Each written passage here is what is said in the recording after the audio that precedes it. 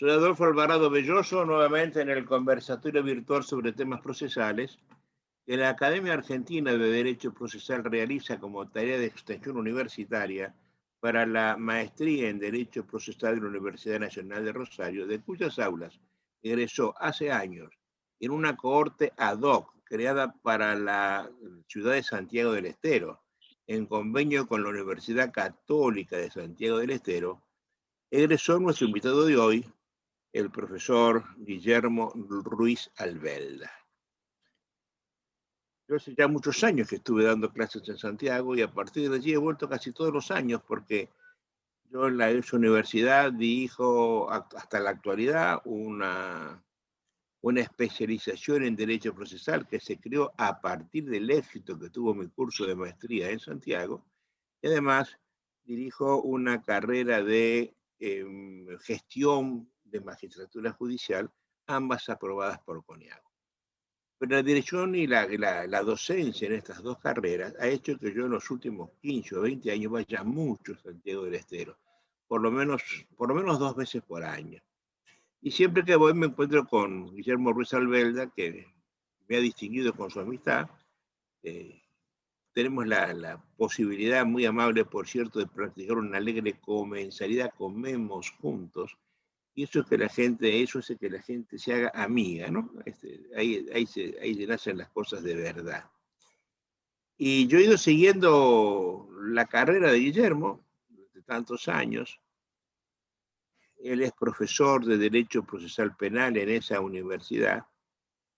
Cuando lo conocí era abogado, después ejerció durante muchos años la Defensoría Pública, siendo juez federal ad hoc en alguna oportunidad, y ahora ha vuelto el ejercicio libre de la profesión, que es lo que me interesa a mí para tener este tipo de conversatorio.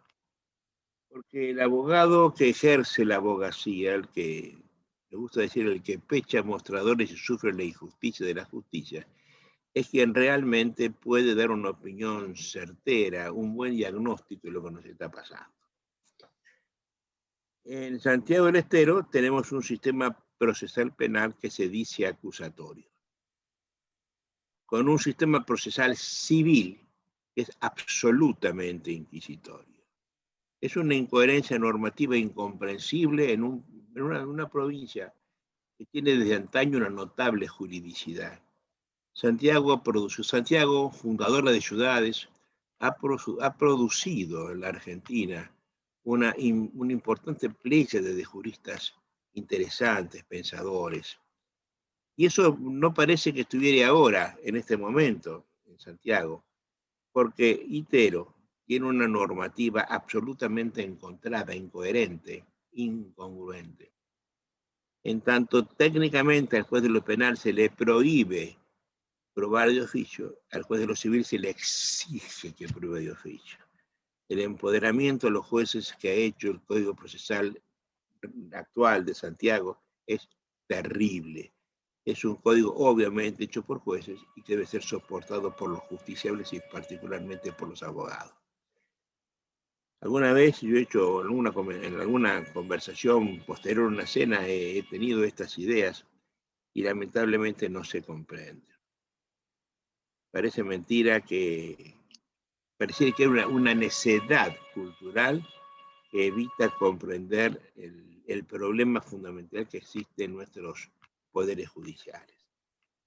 Y pensando en qué podemos conversar con Guillermo Ruiz, el que practica la defensa penal en un sistema que se dice adversarial, me propone como tema proceso adversarial, realidad o apariencia, es decir, ese garantismo constitucional que se busca con un sistema acusatorio, pareciera que fuera meramente formal, porque en lo sustancial no pasa absolutamente nada. De hecho, creo que conversamos con Guillermo, ¿no? Tenemos un rato largo por delante. Guillermo, te recibo con los brazos abiertos, con todo afecto como siempre. Gracias por estar en este conversatorio, lugar de conversaciones. Y ya te propuse el tema, que además salió de la conversación previa contigo. Te escucho con toda atención. ¿Qué nos vas a contar al respecto? Bueno, muchas gracias, Adolfo, a todos los colegas que en forma tan frecuente gozamos de estos conversatorios que tienen la informalidad y la sed de los que ya estamos metidos en la cuestión procesal, les quiero decir que yo retribuyo profundamente y agradezco también tu distinción como amigo, como colega, y con el respeto y con el calor con el que me tratas y nos tratamos, que a lo mejor hace que esta relación siempre sea muy fructífera, ¿no?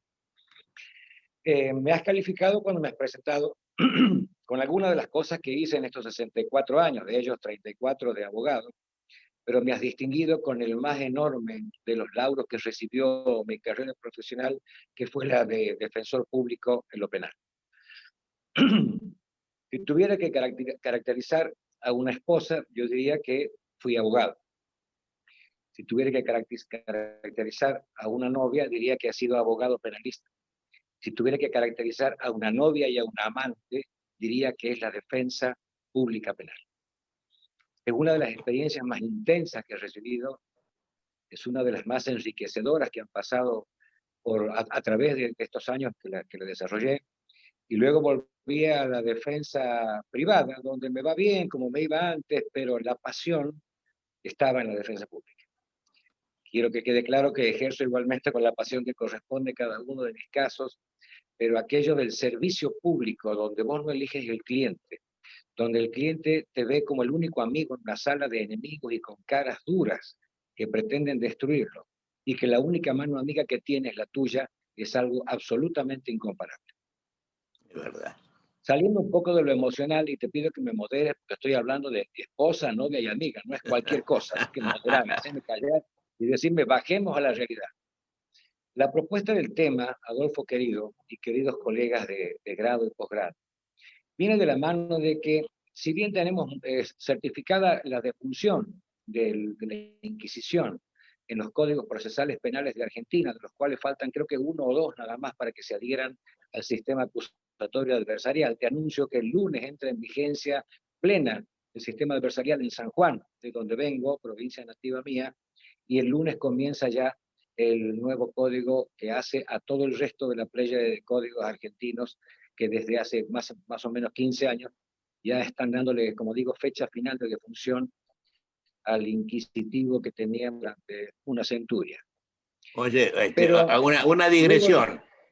Ya, te agradezco sí, el señor. dato de San Juan, te agradezco el dato de San Juan, pero será otra incoherencia normativa, porque el Código Procesal de San Juan está a la altura de la perversión inquisitorial del Código Procesal santiagueño, ¿no? Otra más. Vos sabes que creo que el tema de la charla es que la apariencia de adversariedad no hace a la entraña de la Inquisición. O sea, estamos A ver, comprando... explícame qué es eso. A ver.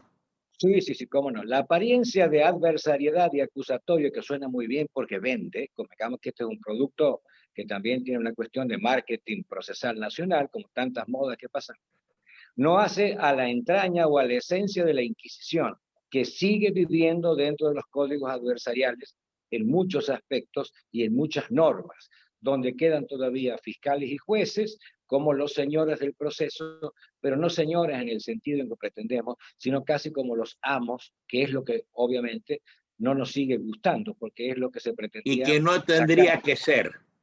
y que no tendría que ser, obviamente. Si nos ponemos a ver que hay principios nuevos en la adversariedad, como es el famoso tema del adversario, que no es el enemigo, es el que está frente tuyo, para que vos en pugna jurídica logres demostrar la valía de tu caso, tendríamos que tener en cuenta de que hay un gerente, o debería haber un CEO, un gerente del proceso, que es el que ponga esas cosas en orden, que es obviamente en la primera etapa el juez de control o de garantías. Pero primera premisa, la famosa igualdad de armas que también propugna este sistema, por el cual tanto defensores como fiscales nos enfrentamos en iguales condiciones procesales para poder hacer valer nuestra teoría del caso, es absolutamente inexistente. No resiste tampoco ningún análisis que nos pongamos a hacer estadísticas. Vos fíjate cuál sería la posibilidad de que yo pueda, desde mi estudio jurídico, combatir contra el sistema que sostiene el Ministerio Público Fiscal, que tiene presupuesto provincial para desarrollar la totalidad y más absoluta forma de colectar las llamadas evidencias, luego pruebas, para ir contra mi defendido.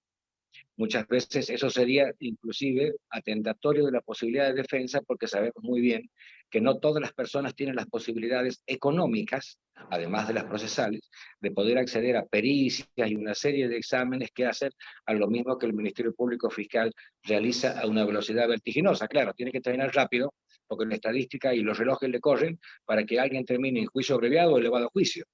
Así que esa Pero igualdad es de que por armas eso es... mismo, a ver, por eso lo que estás diciendo vos, es que se creó la idea de proceso, que aparece históricamente como un límite al poder.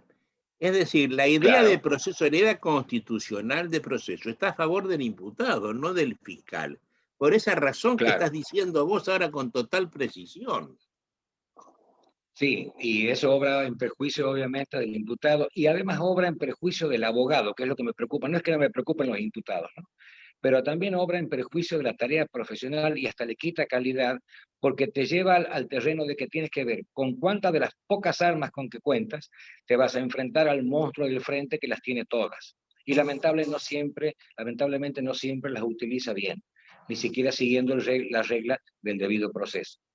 Esa era una de las digresiones por las cuales puedo asegurar de que puede que estemos en presencia de una transformación que no ha llegado todavía a la esencia de la adversariedad, sino que está queriendo matar la Inquisición, pero dándole una apariencia que en realidad en muchos otros aspectos no se da en función de la norma básica de la Constitución Nacional. Hay otras cosas que tienen que ver también con, por ejemplo, los efectos del paso del tiempo cuando hay inacción funcional por parte de fiscales y por parte de los jueces. Investigando este tema, es que te anuncio inclusive, Adolfo, que para la tesis vamos a elegir algo así que tiene que ver como la falta de normativa de pérdida de jurisdicción del juez por tiempo. Ejemplo. ¿Por qué? No, no, se te En el mes de cortó. diciembre, A ver, de nuevo la sí, frase, pues se cortó. sí, la falta de consecuencias jurídicas de la inacción del juez en el tiempo. O sea, el tiempo que no está acotado para el juez, muchas veces sí para el fiscal, pero que si el juez se demora o prolonga demasiado su fallo porque puede diferirlo, no se da solamente en la audiencia, puede conspirar contra el propio derecho del imputado. Por ejemplo, en el mes de diciembre tuvimos una audiencia donde se pidió, mejor dicho, hubo una oposición a la prisión preventiva donde se pidió la libertad del imputado por considerarse de que no estaba dado el presupuesto de hecho del delito del que se lo acusaba.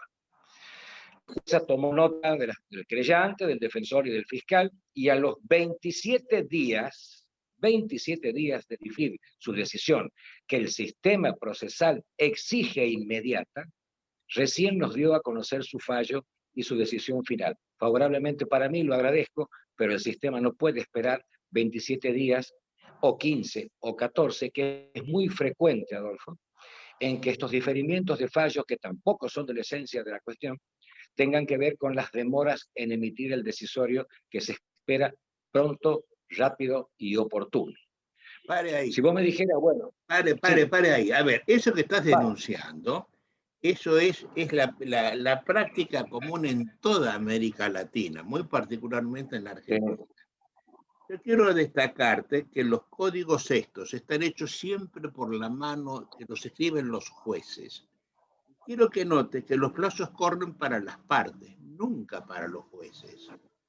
Quiero recordarte que cuando se hizo el que se llamó Código Procesal de la Nación, el Código Onganía, se estableció al principio lo que se llama una pérdida de jurisdicción, luego se dijo una pérdida de competencia, por vencimiento de 3 plazos o de vencimiento del plazo para sentenciar. Quiero recordarte que esa norma, que era la única que le ponía coto a esa eternitud de los jueces, fue declarada inconstitucional por la Corte. Es decir, no tienen plazo los jueces, pueden decir hoy, mañana o alguna vez o nunca. Y si el imputado está preso esperando esa sentencia, y bueno, pues qué bien, gracias, ¿no? No hay plazos para los jueces. Y claro que hay que ponerlos, ¿no es cierto? Pero te señalo que nunca el abogado está presente en la redacción de un código que debe sufrir. Así es. Yo creo que tenemos que acudir, como estaba listo mi escrito de pérdida de jurisdicción para este caso que acabo de contarles. Al otro día iba a presentar ya mi incidente de pérdida de jurisdicción del magistrado por el vencimiento del plazo razonable para emitir su fallo que el código supone inmediato.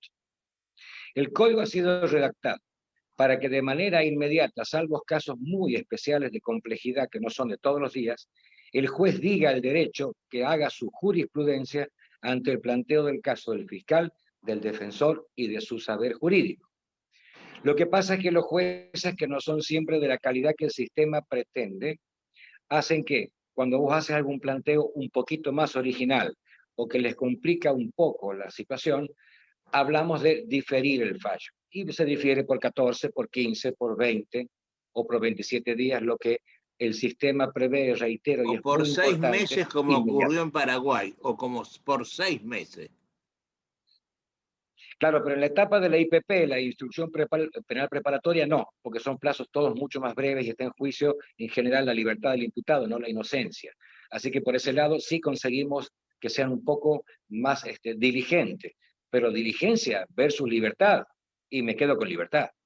No puedo esperar que un juez vaya a consultar la biblioteca al amigo o al juez colega a ver qué hace en su caso planteado por mí, si bien en forma figurada porque estamos en pandemia, con el imputado esperando decisión sobre el recupero de su libertad. Esa es una de las cosas que también me hacen ver que la falta de consecuencia jurídica de la inacción injustificada del magistrado es otra de las cosas que hacen pensar en que este barniz de adversariedad o de acusatoriedad no es tan así a la hora de poder determinar hasta dónde y cómo debe el juez decidir en tiempo oportuno. Hay también otros indicios, ¿no?, que tienen que ver con el rol y con el poder que se le ha dado, que lo celebro, al Ministerio Público Fiscal, que ejerce todo aquello que hemos denostado por siempre del juez de instrucción. El Ministerio Público Fiscal en lo penal hoy ejerce obviamente la acción pública, que tiene que ver con una serie de situaciones, desde la promoción, el impulso, la continuación, juzgamiento y demás. Pero provincias menos o más. Lo que veo también es que se le ha dado todo un poder que ha olvidado la mitad de la función del Ministerio Público Fiscal, que es el control de legalidad del proceso. Eso ha Los ministerios desaparecido, públicos Guillermo. fiscales son por Eso ha nombre, Adolfo, si vos no lo desaparecido. sabes. Ya no hay más control de Si vos legalidad de recuerdas, Adolfo, nada. no me acuerdo si en Santa Fe. Claro, bueno, pero está en la función en la ley orgánica del Ministerio Público Fiscal. Tendrían que ejercer tanto la acusación como el control de legalidad para que el principio de oportunidad sea válido. Porque si no tenemos, y te recordaba, no me acuerdo si en Santa Fe o en 5 o 6 provincias, por algo se le llama sin ningún problema Ministerio Público de la Acusación. Es como que el rol fiscal sea solamente el de acusar, casi que a como de lugar. Sin embargo, la otra parte, la otra cara de la moneda, de que se haya de acusar cuando por ley corresponda, es el que se olvida en función de estos nuevos ministerios públicos fiscales muy empoderados y con recursos, como digo, muchas veces ilimitados para llevar adelante las causas penales en las que nos encontramos todos, ¿no? En el plano de lo que los códigos adversariales, todos, inclusive el procesal penal federal, que vos conocerás, tiene vigencia solamente como prueba piloto en 2 provincias, que dice que a partir de esto se empezaría a ampliar al resto del país. Tienen de común es que lo que celebro es que nos da un rol importantísimo también, esta es la parte buena, a los abogados. Son códigos de garantías, son códigos donde las audiencias tienen, por ejemplo, multipropósito. Vos puedes ingresar por un pedido de prisión preventiva y puedes terminar saliendo con alguna otra cuestión o hasta con una cautelar que surgiera como necesidad procesal al momento de deducirla. Tiene que ver también con que el abogado tiene pleno acceso inmediato en cualquier momento desde la denuncia o procedimiento de instrucción a dialogar con el imputado. Y nadie puede negarse como antes, que era cuando el juez quería que nos permitiera la entrevista con él. Tiene también de bueno en que no hay límites a la petición de la defensa, solamente la seriedad, por supuesto, que puede siempre reiterar pedidos en función de la variación parcial o temporal de las cuestiones. Por ejemplo, yo tengo una prisión preventiva que corresponde dictarla en X momento, pero puedo pedir una excarcelación, 2 excarcelaciones o 3 antes que se expida por la preventiva si las cosas han variado.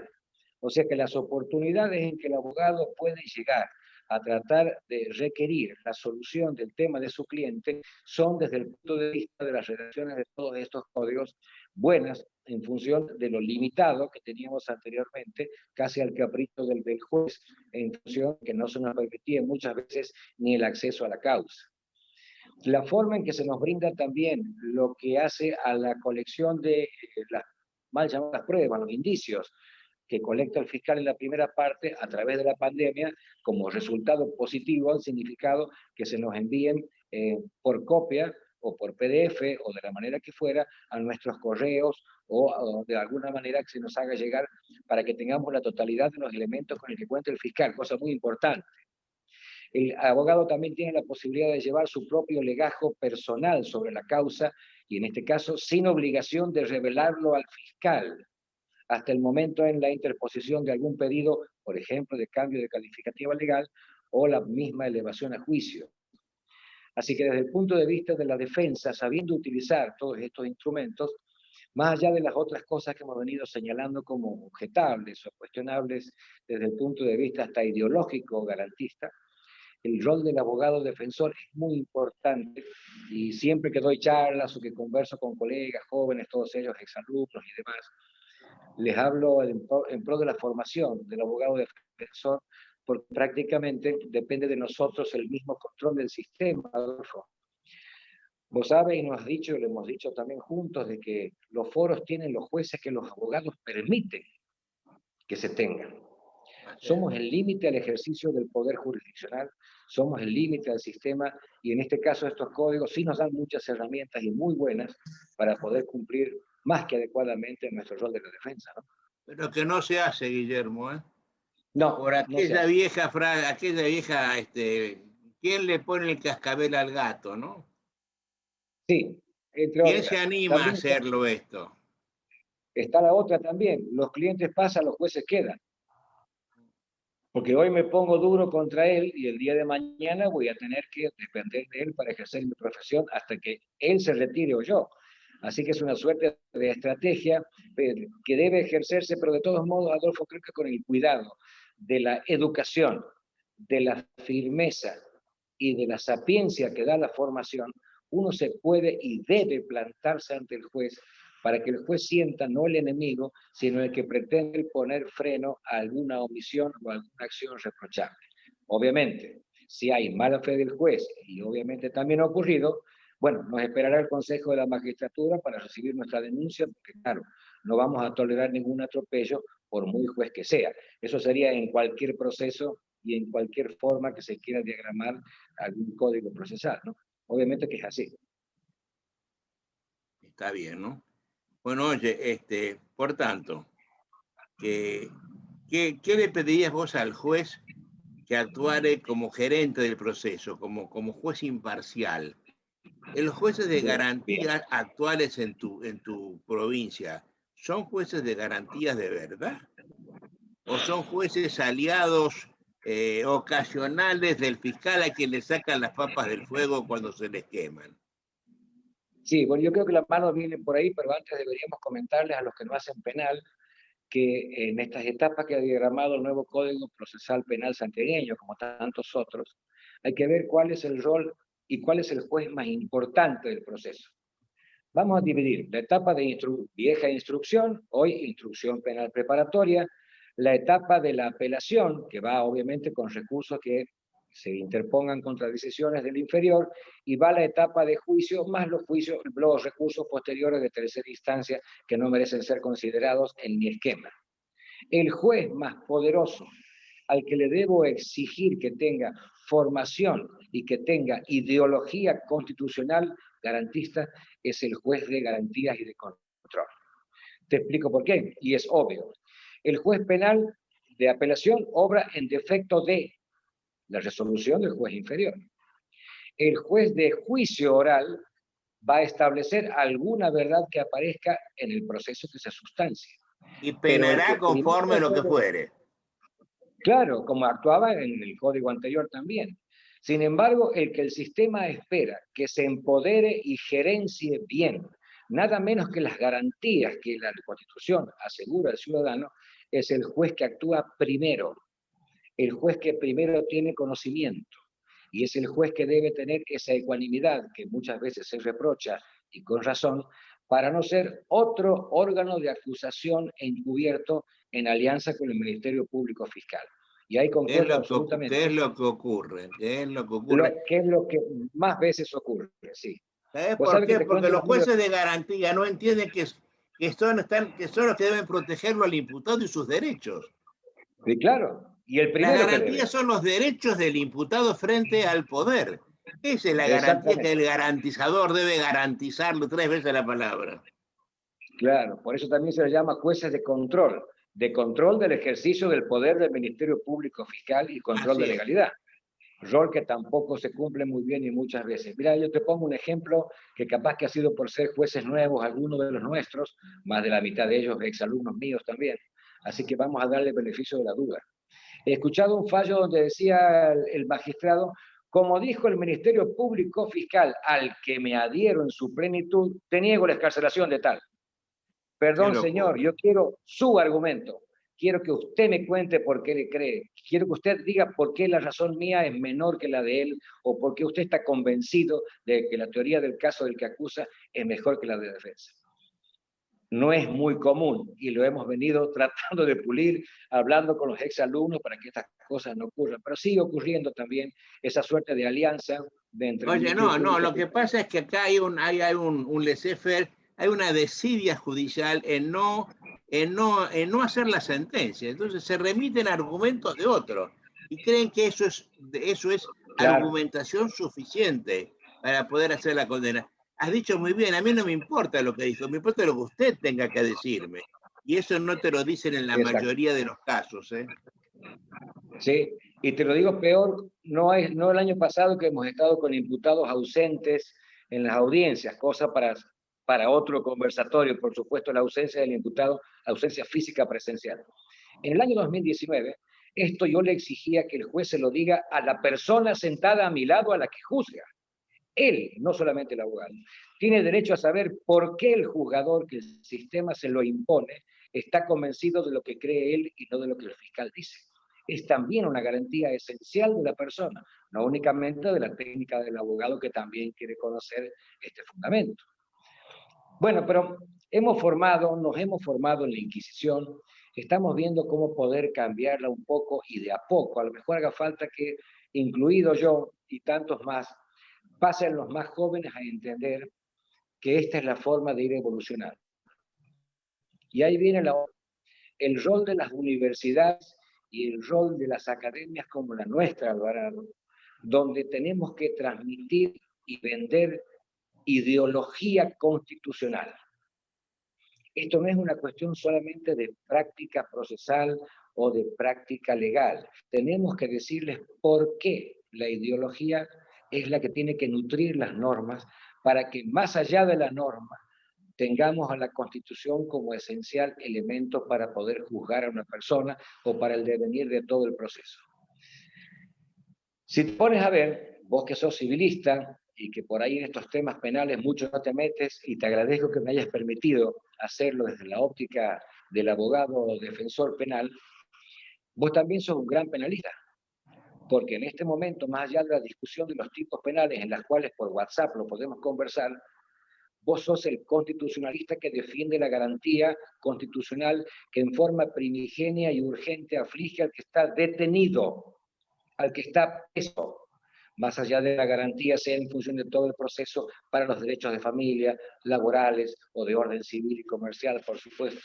Pero aquí donde más se exige que la garantía urgente sea reivindicada, se haga cumplir y se entienda. Así que te vengo a decir que te reconozco como penalista desde lo constitucional, porque nadie mejor que vos, y hemos aprendido mucho más que en la facultad, nos ha enseñado el valor ideológico y el compromiso del garantismo dentro del proceso y de cualquier proceso, y del proceso penal en este caso, que es el que estamos conversando.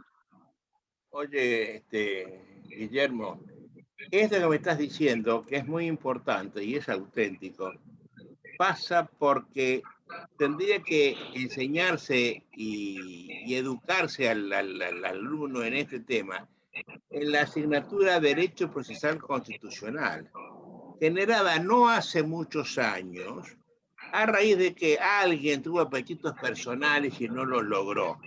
Yo conozco la historia de la creación, de la ideación de la asignatura.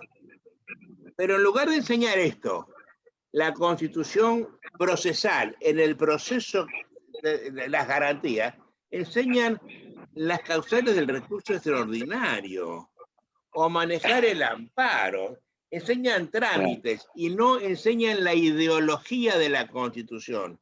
Nadie le dice a la alumna que la Constitución pertenece a un plexo liberal, que se levantó a raíz de la Revolución Francesa, contra el autoritarismo de los Luises.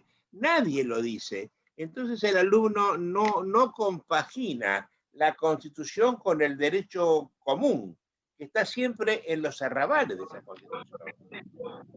Tenés razón en esto, y es una prédica en la cual yo llevo 30 años. Algo me parece que he hecho, pero faltan 30 años más, ¿eh? Porque como todo el mundo dice lo contrario. Mira, un día te cuento una historia porque vale la pena hacer esto. Yo creo que me toca dar una conferencia a mí en la Universidad de Chile, en el recinto principal, por donde han pasado los próceres más importantes del país.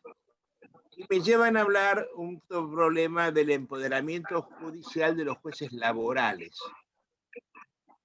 Tengo delante mío 200 personas, de lo cual habría 30 o 40 jueces de todo el país.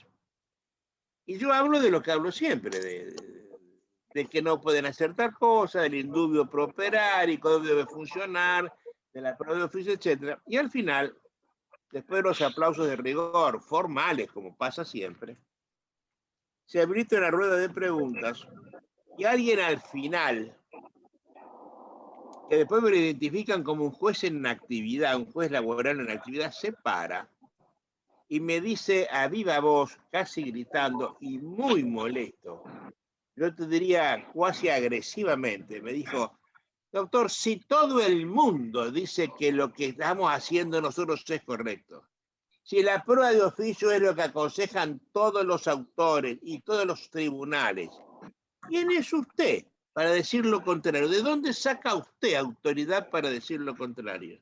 Mira qué planteamiento me hizo. Y a mí me sorprendió, ¿no?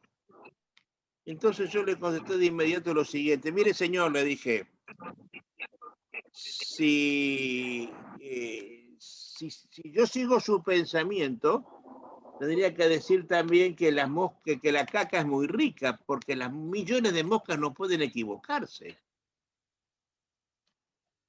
Mira, una carcajada general, 4 o 5 aplausos de la salida, y se bajaron los decibeles. Bueno, a mí el que me había invitado me dijo: pero ¿cómo dijiste la palabra caca en este recinto de la civilidad, no? Qué falta de tino, que me retaron mucho, los amigos me habían llevado. Pero al salir, ya en la puerta, se me acercó el juez que me había increpado y me dio la mano y me saludó. Fue un gesto muy lindo que yo se lo agradecí y nos hicimos amigos, ¿no es cierto? No sé si él cambió su pensamiento, su chip de inteligencia, pero ¿qué importa que todos digan si están todos equivocados? Si están diciendo que la Constitución dice A y dice B, aunque digan B, millones de personas no tienen razón, ¿no? Y eso no se enseña, mi querido amigo, no se enseña y nadie lo dice, ¿no? Particularmente en Santiago. Oye, ya que estamos hablando de esto... La corporatividad, todo lo demás. Sí. me interesa preguntarte otro tema, el cual me tiene muy preocupado hace tiempo. A ver. Hace, no sé, ya 30, 40 años, ya no llevo la cuenta de los años, mi vejez ya me tiene en otra parte. En Córdoba, un hombre inteligente, si los hay, dedicado, si los hay, que es José Ignacio Caferata Nores, tuvo la suerte en su momento de ser ministro de gobierno, legislador, diputado nacional, miembro del Superior Tribunal de Justicia, presidió la Constituyente. Así es. Tuvo una actuación muy importante políticamente. Y él era un abogado penalista de pichar mostradores. Y vio que las cárceles eran insuficientes para los delitos y que los juicios nunca se terminaban. Y él fue adecuando la legislación para inventar el juicio abreviado, para inventar la probation, para hacer no encarcelables ciertos delitos. Después, más adelante, habló de la destipificación de ciertos tipos. Dejaron de ser delitos tales cosas. El delito de violación de domicilio ya no se puede ponerlo preso al individuo. En fin, hizo muchas cosas y eso hundió. Y en todas partes hay lo que se llama un proceso abreviado. Y cuando Juan Montero, que es otro hombre inteligente, se enteró lo que estábamos haciendo en la Argentina, nos dijo, miren, en América Latina hasta ahora había presos sin condena, ahora hay condenados sin juicio.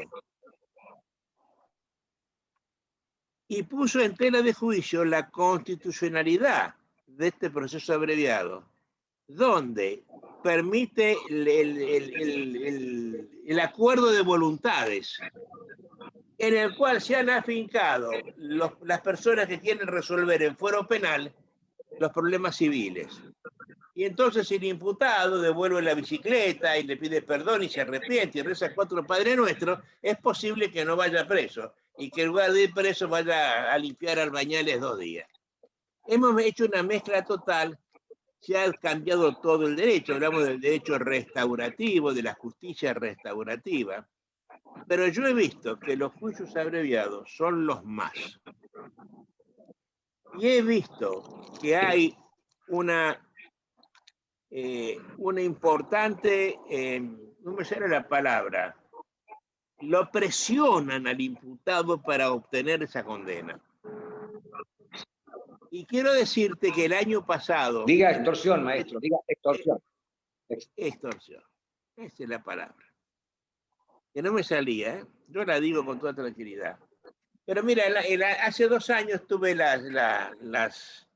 me gustaría saber qué pasa en Santiago. Tuve las estadísticas del Ministerio Público de la Acusación y descubrí que en el año ya ha habido 55.000 denuncias penales, de las cuales el Ministerio se ocupó de 6.900, que tuvo audiencias.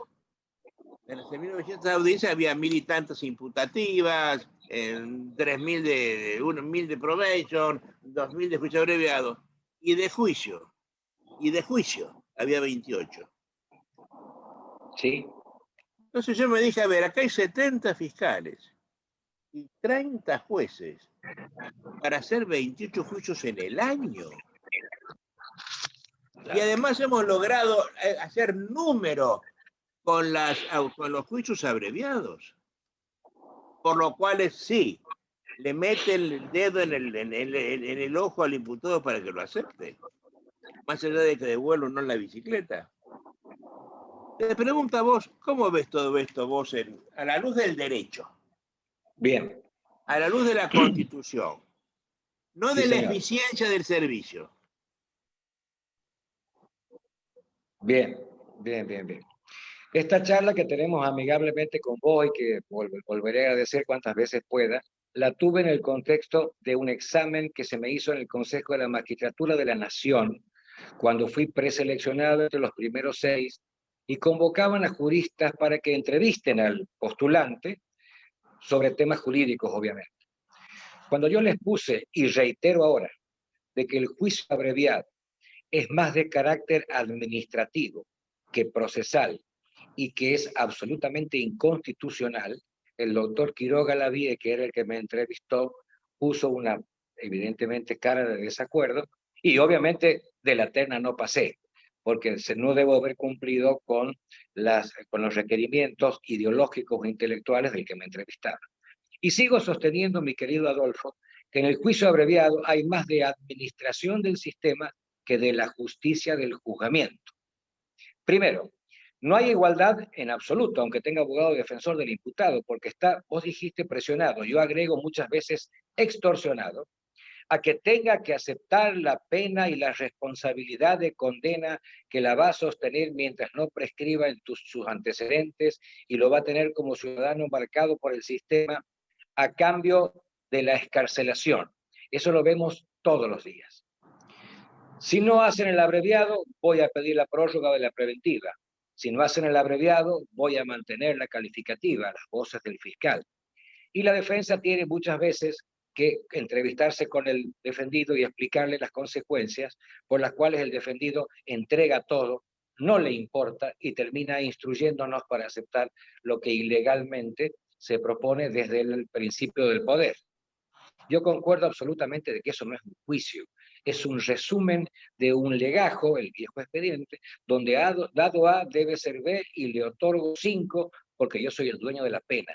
Y eso no es proceso, eso no es debate, eso no es conocimiento o reproducción posible de la verdad, aunque sea la formal o la material o la aparente de lo que pasó. El juzgamiento requiere la reproducción de la verdad antes del establecimiento de eventual condena. El sistema y la gente merecen saber qué pasó en ese caso denunciado. Porque también se dan otras cosas.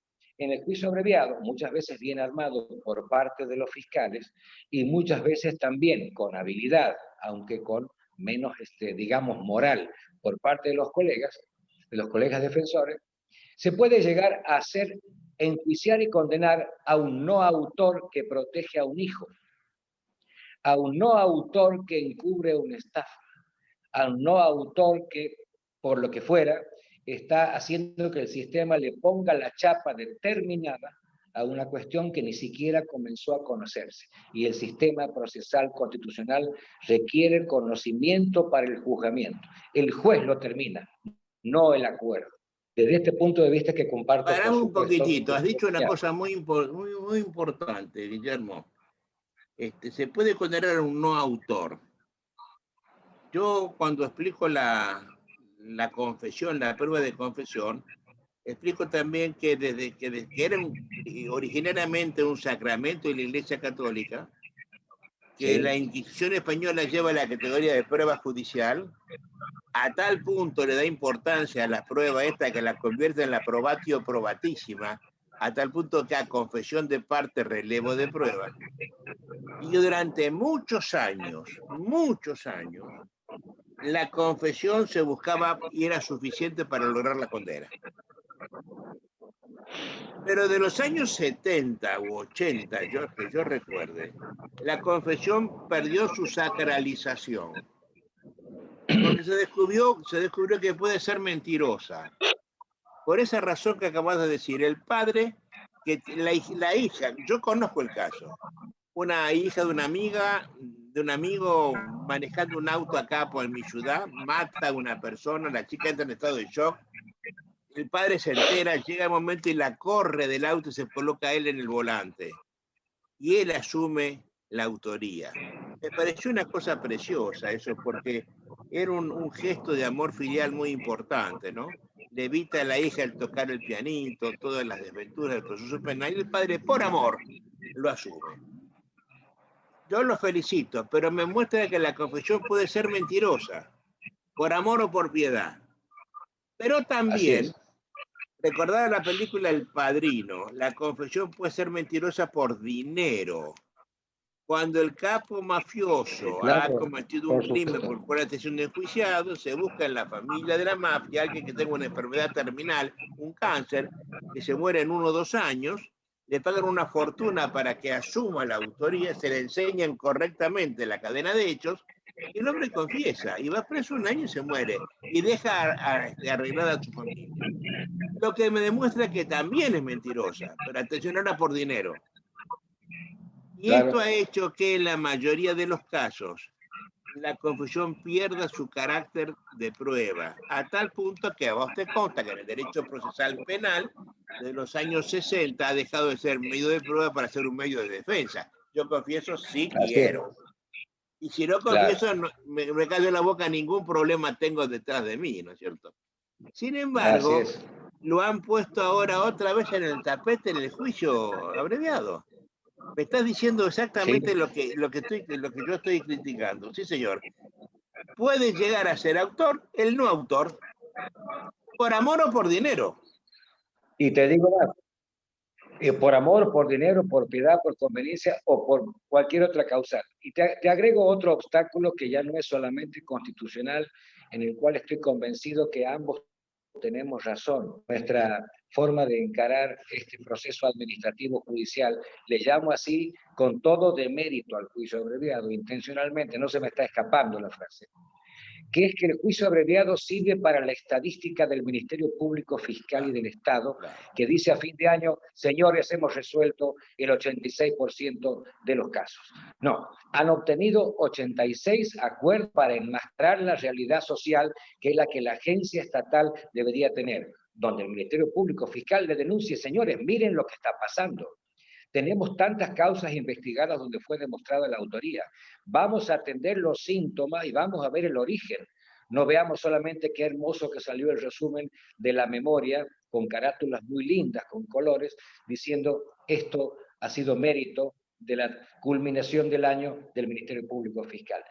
El sistema judicial, no el sistema del Ministerio Público, no puede por constitución permitir eso. No somos instrumentos de estadística.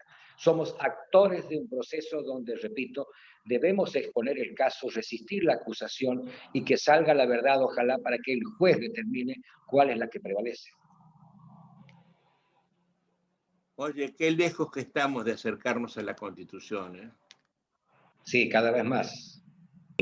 Decía que si se ha hecho tan de la gente, que es prácticamente como el IFE o como plan jefa y jefes de hogar, porque la gente lo toma como bueno. Vos ponete a pensar, si yo, por juicios abreviados, voy consiguiendo penas mínimas de cumplimiento en suspenso, luego de agotada la pena lo tomo como sistema, y bueno, puedo tener 10 abreviados en mi vida de delincuencia, y de ninguna manera tener en riesgo mi libertad. Y cuando el abogado quiera aconsejar, no señor, luchemos por su inocencia o por el defecto de la acusación del fiscal, vamos a bancarnos el juicio para que un juez se lo diga, no, yo prefiero el abreviado, así le fue bien a mamá, a papá o al vecino de la vuelta de casa. No debe ser cultural el abreviado. Tenemos que pelear porque el abreviado sea una forma de una salida abreviada del proceso, más allá de que la discutamos por su legalidad. Pero no puede ser el hábito que a su vez encubre otro problema, Adolfo. Los jóvenes colegas penalistas o llamados que hacen el fuero penal están acudiendo al abreviado como forma escarcelatoria. La escarcelación es otra cosa. La escarcelación va a otro estadio o estadio del proceso. No puedo, por la libertad que se entiende, sacrificar el principio de inocencia haciendo condenar a quien tiene urgencia en salir o muchas veces a quien yo tengo urgencia en que salga para que me pague. No podemos confundir la diferencia enorme que va a perjudicar porque vamos a terminar actuando mal. Va a ser mala praxis del defensor tomar al abreviado, como muchas veces ocurre, Adolfo, como un medio escarcelatorio y no como una salida del proceso que le convenga a mi cliente. Ese también es otro riesgo. De ahí que vuelvo a repetirte que tenemos que vender ideología constitucional a nuestros alumnos, a los colegas jóvenes, a quienes podamos, quien tiene que entender que la tienen que comprar como valiosa y buena, no únicamente como una declamación de un hombre mayor como vos y un casi mayor como yo, que nos encanta hablar de la Constitución de la que estamos enamorados. Tiene que ser parte de lo que creemos que es bueno para trabajar y para dar como consejo legal adecuado. Hoy esos consejos son deleznables, ¿no? Pero he tomado, me quedó una cosa que dijiste al final, al principio, que no la comprendo bien. Yo pregunto, si yo tengo un abreviado, dos abreviados, esas condenas no valen como reincidencia por una posterior. ¿Puedo tener varios abreviados yo en mi vida? Mi querido nuevo procesalista penal, le voy a dar un aporte de profesor de Derecho Penal 2. no va a haber reincidencia siempre y cuando no haya habido cumplimiento parcial o total de la condena. Y si el abreviado la deja en suspenso, no hay cumplimiento, por ende el registro de reincidencia, muy bien, buenas tardes. No sería ese el problema. Pero yo no sé penal y no lo he visto, ¿no? Por eso mi pregunta. Repetímelo, por favor, para que yo me lo grabe de por vida. Sí. ¿Cuándo se da la reincidencia? Claro. La reincidencia criminal se da una vez que el acusado, juzgado, ha cumplido total o parcialmente la condena privativa de libertad. No Si el solamente con el señor... juzgamiento, no solamente con el No, juzgamiento. sino cuando la condena implique la privación de libertad, parcial o total. Si en el juicio abreviado la persona obtiene la famosa condena en suspenso, pues nunca cumplió condena efectiva y por ende no va a tener imposibilidad de algún tipo de beneficio o posterior juicio abreviado también, porque no es reincidente. Va a ser un repetidor, pero no un reincidente penal. Bueno, te agradezco tanto. Me encantan estas charlas porque se aprende mucho en ellas, ¿no? Oye, mutante y mutando, llevamos 1 hora hablando, yo de lo más entretenido, pero ya habrá que terminar, ¿no? Por tanto, Bueno, te lo voy a bueno tiene su fin también. pedir 2 cosas. Primero, hacemos una reflexión de todo esto en tiempos de pandemia. Bien. Y quiero que me digas tu opinión de estos juicios virtuales. Condenas a prisiones efectiva, el juez en su casa, el fiscal en su despacho, el abogado en el suyo y el imputado en la prisión, que ha ocurrido hace poco tiempo en el sur del país, 12 años de prisión en esas condiciones. Bien, vamos a dividir en 2 partes. Yo no tengo y he sacado un artículo en el diario que publiqué en Facebook y te lo mandé para requerir tu opinión y lo publicaste, cosa que también agradezco, que tiene que ver con que la pandemia despertó nuevas tecnologías para que podamos hacer lo mismo mejor y hacerlo posible aún en aislamiento, referido a la instrucción penal preparatoria. Si separamos el proceso y vamos al juicio plenario ante un tribunal, ahí viene ya un reparo que lo que era virtuoso, para mi forma de ver, se puede volver peligroso. Yo, por más que sea una excelente cámara de no sé cuántos miles de píxeles o un super televisor que ilumine la sala y que estemos adecuadamente vestidos, más allá de que estemos en el living de la casa, considero que es constitucionalmente muy objetable de que el juez no mire a la cara al que juzga y que el juzgado no vea a quién lo está juzgando, que finalmente puede que termine con una condena privativa de libertad. Considero muy peligroso de que no pueda yo examinar no solamente la apariencia, yo quiero ver el temblor del testigo, quiero ver el cambio de tonalidad en su piel cuando miente, quiero ver algún tic de la pierna cuando la está agitando en forma casi parkinsoniana al estar inventando una versión. Quiero saber, o sea, hay cosas que la presencialidad hace imprescindible, que por más que tengamos medios tecnológicos, en la etapa de juicio, me refiero concretamente, no las podemos suplir y creo que está en el derecho del imputado de, a pesar de la pandemia, pedir un juicio oral presencial. Y lo he recomendado a varios colegas que me han hecho la reflexión. Por supuesto, han terminado haciéndolo por vía virtual porque no ha tenido andamiento. Pero creo que un abogado parado en el centro de la cancha, pidiendo que pese a la pandemia el Estado arbitre los medios para que sea un juicio oral presencial, es un derecho innegable del imputado. Oye, yo discrepo, por supuesto, el derecho es discrepancia y es precioso, ¿no? De que tenga importancia el temblor en la voz del imputado, ¿no? Voy a tener una charla la semana que viene con una peruana que vamos a hablar de la psicología del testimonio. Sí. Pero sí tengo este reparo, el abogado en su casa y el imputado en la prisión. Primero, no pueden hablarse, no pueden parar el juicio para hablarse. Segundo, una cosa es el testigo que habla delante del imputado y otra cosa que está hablando en una cámara que no, él cree que nadie lo controla. Pero en Santa Fe, desde el año de 1800 y monedas, la ley procesal penal establecía al juez el deber de tener una audiencia de visu, es decir, de llamarlo al imputado antes de penarlo y mirarle a los ojos. Pero ese deber judicial de la audiencia de viso del juzgador era un derecho del imputado para que poder ver a su juez, mirarlo a los ojos al juez. Ver si el juez era piadoso o impiadoso, ¿no? Si era su juez, se veía rencor u odio en su mirada, ¿no? Eso es muy decidora. Por tanto, yo estoy totalmente de acuerdo contigo. Y me parece que el juicio este es una suerte de juicio en ausencia, prohibido desde siempre. Exacto. En Europa Central, ¿no? Te agrego algo más, Adolfito, de la realidad. Y termino. Tenemos muchos juicios en ausencia. De hecho, las únicas audiencias en las cuales el imputado es convocado a estar en imagen son las de casación, los de recursos de tercera instancia, y estos juicios no presenciales donde son juicios de conocimiento. En las audiencias de la IPP, en ninguna está el imputado, ni siquiera vía remota. O sea que no hace falta la presencia del imputado para la prisión preventiva, la prórroga de la detención, para alguna medida cautelar que pudiera afectarlo o para cualquier otra. En la IPP el imputado es un ausente de la intervención en el proceso. Y para terminar, ¿vos me podrías explicar cómo hacer un careo en forma virtual? Por ejemplo, hay cosas que son impensables porque la tecnología no alcanza. Oye, a ver, yo en mi desconocimiento, yo siempre siento hacer una división entre la IPP y el juicio, ¿no? Yo le he dado intelectualmente poca importancia a la IPP, porque no es juicio. Pero si ahora me estás diciendo vos, y ahora reparo yo en ello, que en la IPP se puede prorrogar la detención, o establecer la detención, o hacer tantas cosas en contra del imputado, y tenerlo ausente, me parece que esto clama al cielo, mi querido amigo. Sí, sí.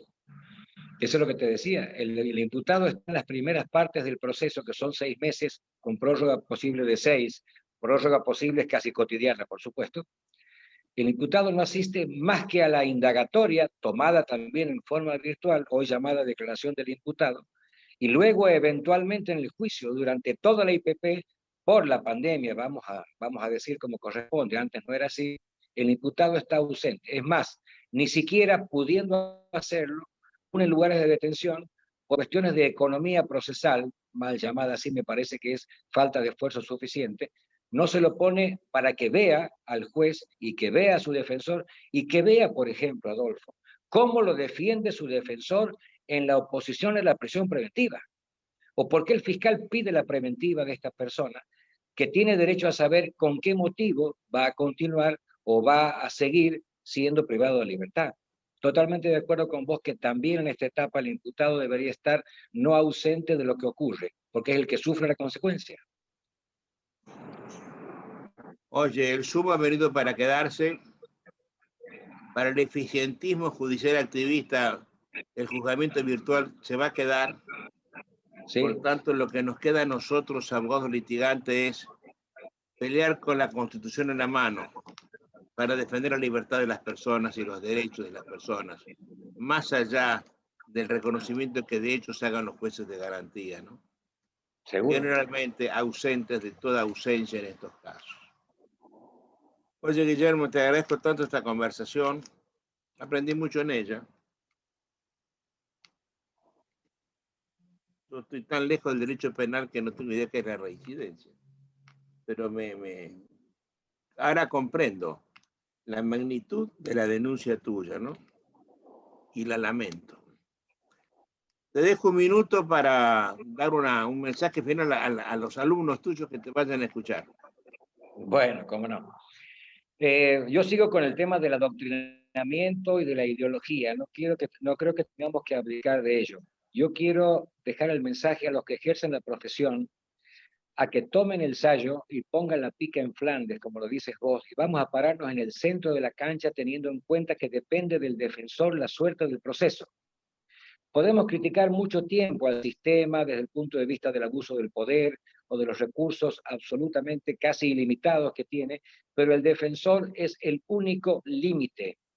Tanto como en la cancha, en el fútbol, es en el proceso el que dice basta, hasta aquí no, en esta oportunidad sí. Tomemos el rol que corresponde porque sin abogados defensores como pretende la Constitución, no hay ningún sistema procesal, penal o de cualquier tipo, que pueda seguir adelante y seremos de nuevo instrumentos del decisionismo judicial y del absoluto poder del acusador. Guillermo, un abrazo fuerte. Gracias por la tarde de hoy, gracias por todo. Hasta siempre, hasta pronto, Hasta pronto. y ojalá que Muchas presencialmente. gracias a vos. Sí.